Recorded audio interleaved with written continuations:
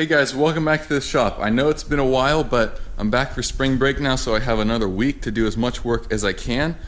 Previously, you saw me pretty much lay out the whole body in cardboard. Now I have everything disassembled. I'm going to move the chassis over to the wood shop and start making the wooden buck out of this cardboard.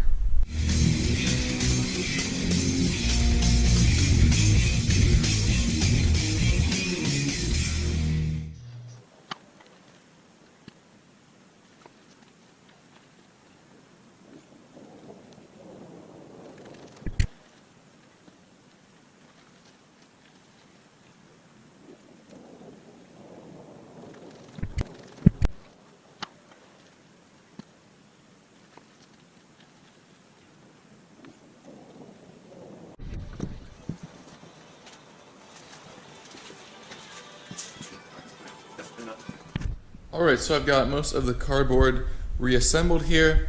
So I'm going to take this big piece of plywood here and start turning this into wood. I'm pretty much just going to start up here at the grill and work my way back.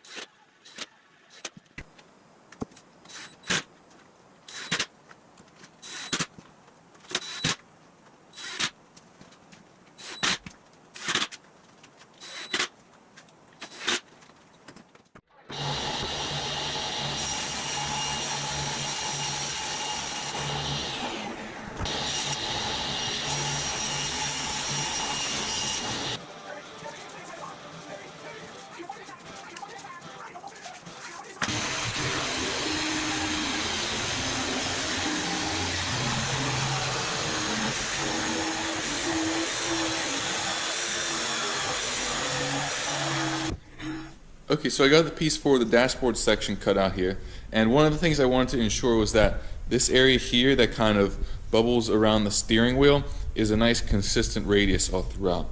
So what I did for that was I just kind of screwed this piece of wood on there.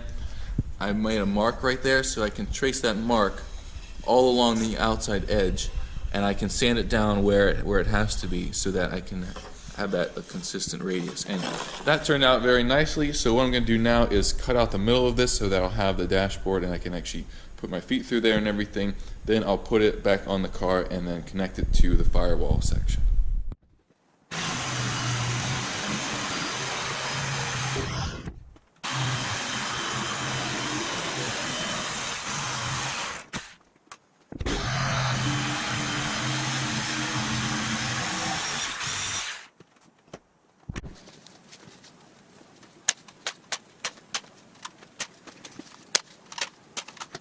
Okay, so as you can see, I got that dashboard piece in there now, and I laid out some cardboard that are going to be the templates for the wood that I'll put in there very soon. So I have some lines laid out on those, so I'm going to take these pieces out one by one and make the wooden template.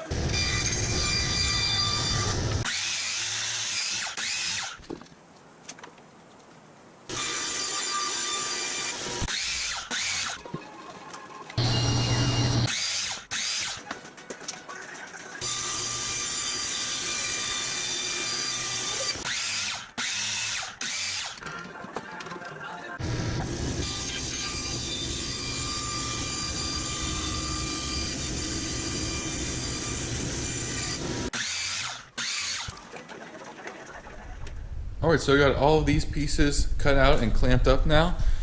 It looks pretty simple, but this was actually pretty complicated because almost all of the cuts on either end of these pieces are compound cuts. They have to be cut at a certain angle relative to this surface and relative to this surface here, because as you can see here where they line up, this isn't a perfect 90-degree angle. So if I want this to match up to that nicely, I can't cut it at 90 degrees. Same with over here too. Just by looking at this, you can see that's clearly not 90 degrees. But I got them all clamped up there. You can see they stick out here, and this lays on there just perfectly. No gaps on any of them. So I'm ready to fasten these together now. I'm going to put a screw through this side into the ends of those boards, and then probably one right here clamping that together. So that's what I'm going to do now.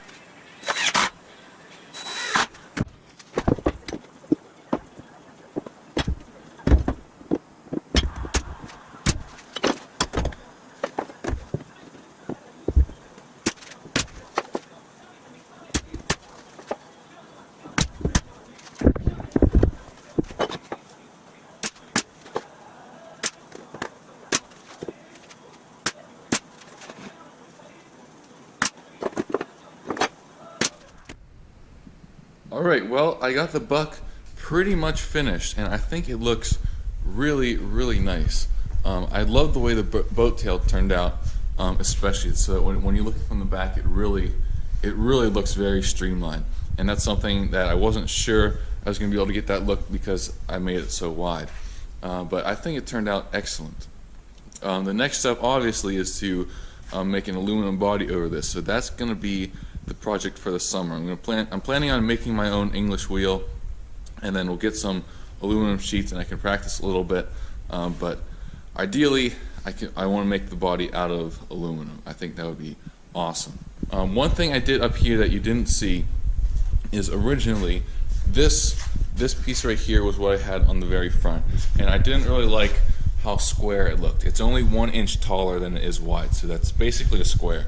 I wanted to look a little bit more narrow and taller, so what I did was I cut out 1.5 inches from this piece, just right out of the middle, and brought that together. So this piece is 1.5 inches narrower than before, and then so I narrowed this piece by almost 2 inches and heightened it a little bit. So now this piece that's on the front there now is almost 4 inches taller than it is wide, which gives it that more narrow look. And the other thing, after I did that, there was a gap in between the hood and the inside of the frame here because the frame was wider before. So I actually narrowed the front of the frame 4 inches or so. That's going to be a separate video, but I think by doing that, it really makes that front end look a lot narrower still, because beforehand the sides of the frame rails were sticking all the way out and it just looked kind of awkward. But I think that the way it looks right now is exactly what I was going for. So yeah, that's pretty much all I have for you in this video. Thanks for watching, and I'll see you next time.